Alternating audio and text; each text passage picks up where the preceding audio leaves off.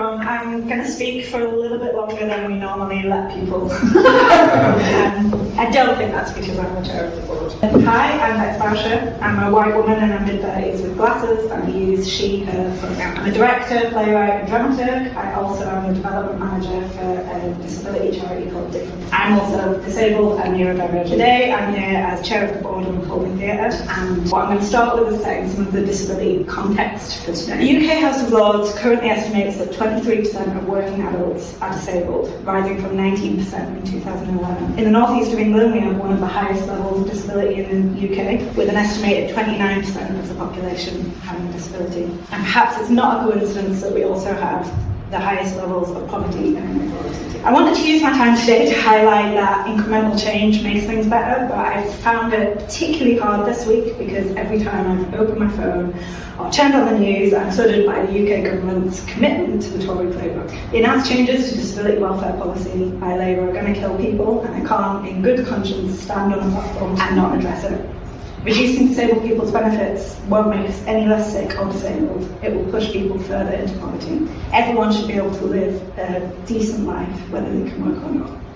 So I beg you all, please email your MP, protest, fight for us, and take some of the conversations that we're going to have today into your own organisation. So, why have we chosen to theme an entire social on disability in government? In 2020, the Arts Council data showed disabled people make up 11% of chief executives, 8% of artistic directors, and only 6% of chairs. In 2021, Close Leadership Report by Tim Wheeler said of these figures, if we are not at the table, then questions of access and the deaf, disability, and neurodiverse experience are on the menu when resources are allocated or cuts are made. Here, Wheeler echoes that long-term disability justice slogan of nothing about us without us. For my part, I want to speak on disability and governance because I've seen how my position on a board of trustees has fundamentally changed the way an organisation functions. I believe that decision-making tables are where we need to invite disabled people to enact the cultural shifts our society needs. My professional career stagnated at times due to the barriers that I face as a disabled person. The world is full of barriers, and in the arts we are stretched thin. Everyone's doing a million jobs, and the lack of uplift in funding means that organisations are facing what is, in real terms, a 40% cut to their budgets. I get why it's so easy to leave disabled people behind, but I also think it's not good enough, especially if you're council funded, especially if you want to claim to be diverse. In the past 15 years, I've had plenty of invites to come and talk to groups of people and organisations about the challenges I face as a disabled artist, a token disabled artist. Except I quickly realised I was being invited into the wrong room. I was being asked my opinion on initiatives, or events, or programmes when it was too late to make any changes. I needed to be around the decision-making tables, but I wasn't even sure where those tables were, let alone whether I belonged there. I wouldn't have applied to be a trustee had I not been asked by a friend who was already involved in Performing Theatre. And that's perhaps the first step in disabled governance. Who do you already know personally who you can extend an offer to? And are they a name that always comes up when people talk about diversity?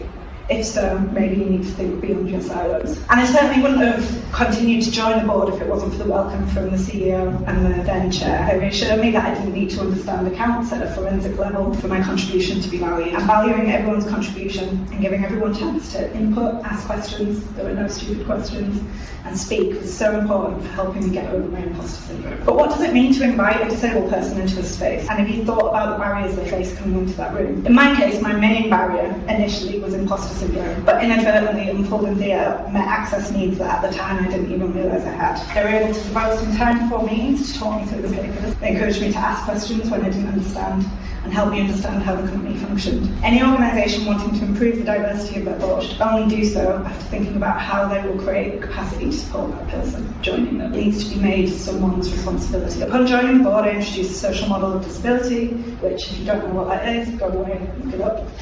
And I spoke about the difficulty disabled artists have in getting support for their access needs. Most disabled artists, especially emerging disabled artists, aren't able to use access to work. So if you want to work with more diverse people, you have to be willing to meet their needs up front. That signalled one of the first shifts in Unfolding Theatre's thinking. If we are to be truly inclusive, we cannot expect others to foot the bill. And disabled people already have more administration than their non-disabled peers just to live their lives. Don't give them the extra admin just to work. The second shift occurred when we began to think about the way we reflected money spent spent on accessing the budget. It had been attributed to individual project lines, but that didn't allow us as the board to challenge the spending. We created a budget line in the main budget for access. It was hoped this would give flexibility for it to be used whenever access needs had to be met. It might be a project, but it might also enable the AD to have a cup of tea with someone who wouldn't be able to have that conversation without it. What we learned, money for access needs to be readily available and sit apart from project spending. For a couple of years, the board would agree to roll over most of the access budget, and I would ask how we were being proactive trying to spend it. We made the space for access, but there was a gap between what we hoped for to be accessible and inclusive and what the budget line was showing, that we just weren't engaging with disabled people.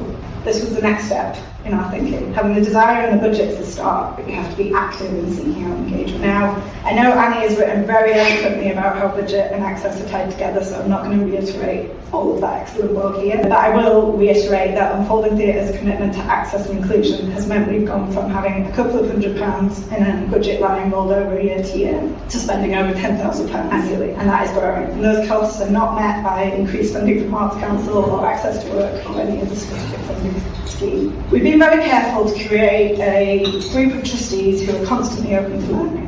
I think some significant learning for me when our deaf associate referred to us as a hearing company. I hadn't thought about the power and privilege of being a hearing company until I heard that phrase. And I think recognising your privilege as a hearing company or as a non-disabled company, it's important, so you start to notice who isn't in the room, who can't even get in. It's easy to cut access when you never speak to someone who needs adjustment or is empowered to ask for them. It's really easy to say that emerging artists should follow a particular trajectory when you don't accept that for disabled people. That just isn't possible. It's really easy to say that there aren't any disabled artists of the calibre required for your organisation when you don't put anything in place to allow them to do their best work, and then you wonder why there are no disabled artists. Around 4 years ago, I became the chair of Unfolding Theatre. These days, I no longer raise the disability flag in board meetings because access and inclusion is so entwined into every conversation. From making work with the motto, everyone comes in the front door, to encouraging staff to seek out diverse connections and talk about them at board level, receiving commendation from our ACE relationship manager for building a creative and inclusive space. Unfolding Theatre has benefited from me being on their board,